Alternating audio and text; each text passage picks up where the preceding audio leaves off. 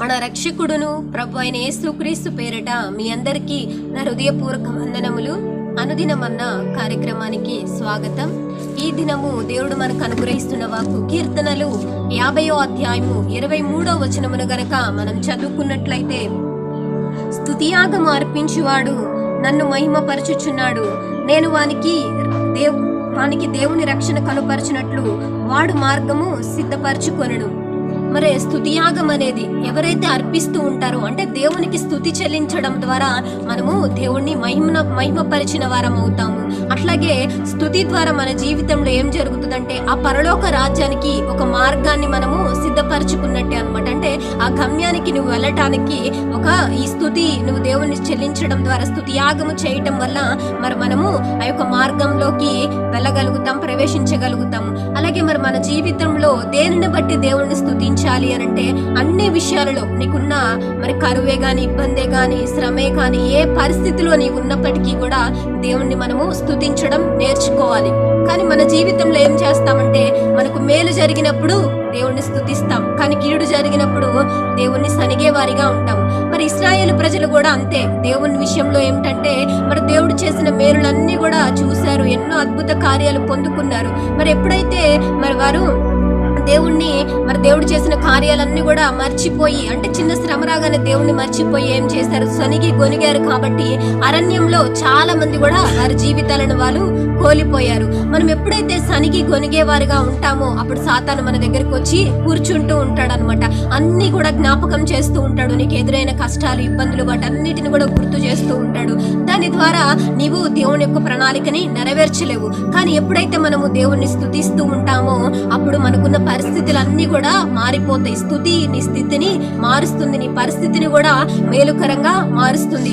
మరి ఏబు జీవితంలో ఏమంటాడు, తన సొంత వారి ద్వారానే ద్వేషింపబడ్డాడు. అంటే తన భార్య ఏమంటుందంటే, మరి నీకు ఉన్న సమస్తాన్ని పోగొట్టుకున్నావు కదా, ఇంకెందుకు దేవుడి నామాన్ని దూషించరాదా అంటే, అక్కడ మరి దేవుణ్ణి స్తుతించే బదులు దూషించమని అంటుంది. దూషించి దేవుని విడిచిపెట్టరాదా అన్నప్పుడు ఏమన్నాడంటే, దేవుడి వల్ల మేలే కాదు, మనము కీడు కూడా అనుభవించాలి. దేవుడే ఇచ్చాడు, దేవుడే తీసుకున్నాడు, దేవుని నామానికి స్తుతి కలుగును గాక అని ఏబు పలికాడు. మరి తన జీవితంలో ఏమైనా నష్టపోయాడంటే, పోగొట్టుకున్న దానికంటే దేవుడు రెండంతల మేలు చేసి ఉన్నాడు. అట్లాగే మన జీవితంలో ఏంటంటే, ఏ స్థితిగతిలో మనం ఉన్నప్పటికీ, ఏ పరిస్థితిలో ఉన్నప్పటికీ మనము దేవుణ్ణి స్తుతించే వారిగా ఉంటే దేవుణ్ణి మహిమపరిచేవారం మనం అవుతాము. మరి నన్ను ఘనపరచువాని నేను ఘనపరుస్తానని దేవుడు సెలవిస్తున్నాడు. మరి నీకున్న పరిస్థితులు క్వైట్ ఆపోజిట్ అయి ఉండొచ్చు. నీ చుట్టూ కూడా మరి కన్ఫ్యూజన్స్ లో ఏ పరిస్థితిలో నువ్వు ఉన్నప్పటికీ కూడా వేకువ జామున లెగిసి నీవు దేవుణ్ణి స్తుతించు. దేవుణ్ణి స్తుతించినప్పుడు ఆ రోజంతా కూడా నువ్వు జయించడానికి, మరి స్తుతి ద్వారా దినమంతా నువ్వు జయించగలుగుతావు. మరి ఆకాశ పక్షులను చూసుకుంటే అవి ప్రతిరోజు వేకువ జామున లెగిసి దేవుడి నామాన్ని కనపరుస్తూ ఉంటాయి. కాబట్టి ఆ రోజు వాటికి కావలసిన ఆహారం అంతా దేవుడు సిద్ధపరుస్తూ ఉంటాడు. అట్లాగే మన జీవితంలో ఎప్పుడూ కూడా దేవుణ్ణి సనిగి గొనిగే వారిగా ఉంటే ఆశీర్వాదాలను పోగొట్టుకుంటాము. కానీ హృదయపూర్వకంగా దేవుని స్తుతించాలి. హృదయపూర్వకంగా ఎప్పుడైతే నీవు దేవుని స్తుతిస్తావో, నీకు కావలసినవన్నీ నువ్వు అడగక మునిపే నీ అక్కర్లన్నీ కూడా దేవుడు ఆటోమేటిక్ గా తీరుస్తాడు. ఆయన మహోన్నతుడు, మంచివాడు. కాబట్టి అట్లాగే నిత్య రాజ్యానికి చేరడానికి కూడా నువ్వు ఒక మార్గాన్ని సిద్ధపరచుకున్న వారం అవుతాము. మరి ఇంతవరకు దేవుని స్తుతించే హృదయాన్ని కలిగి ఉన్నామా, లేదా సనిగే గొనిగే వారిగా మనం ఉన్నామా అనేది పరీక్షించుకోవాలి. మరి స్తుతియాగమును నిత్యము కూడా మనము ప్రతి నిత్యము అర్పించే వారిగా దేవుడికి మనం ఉండాలి. మనని దేవుడు సృష్టించినందుకు ఉండాలి. అట్లాగే నువ్వు వేరే విషయాన్ని, ఒక అవసరత కొరకు నువ్వు ప్రార్థించేటప్పుడు ముందు నువ్వేమి కలిగి ఉన్నావో వాటన్నిటిని బట్టి కూడా దేవుణ్ణి స్తుతి చెల్లించు. అంటే నీకున్న దానిని బట్టి దేవునికి ఎప్పుడైతే థ్యాంక్స్ చెప్తావో అప్పుడు దేవుడు నీకు ఇంకొక ఆశీర్వాదం ఇవ్వటానికి దేవుడు మనను అడక్క ముందే ఆయన ఇచ్చే దేవుడు. మరి మనము కృతజ్ఞత కలిగిన వారిగా ఉన్నామా, లేదంటే స్తుతియాగమును మనం అర్పిస్తున్నామా లేదా అనేది కూడా మనము పరీక్షించుకోవాలి. కాబట్టి మరి ఈ దినము నుండి ప్రతి ఒక్కరము కూడా దేవుణ్ణి మహిమపరిచేవారిగా మనందరము ఉండాలని దేవుని సహాయం కొరకు వేడుకుందాం. ప్రార్థనలో ఏకీభవించండి. మహాపరిశుద్ధుడా, మహాగణుడా, మహోన్నతుడా, నీకు కోట్ల కొలది వందనాలు తెలియజేస్తున్నారు ప్రభా.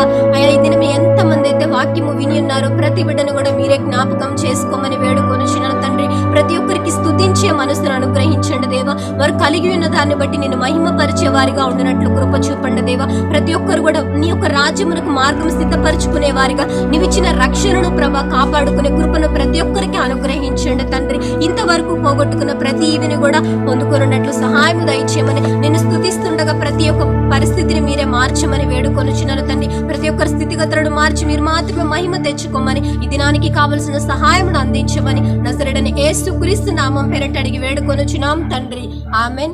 God bless you.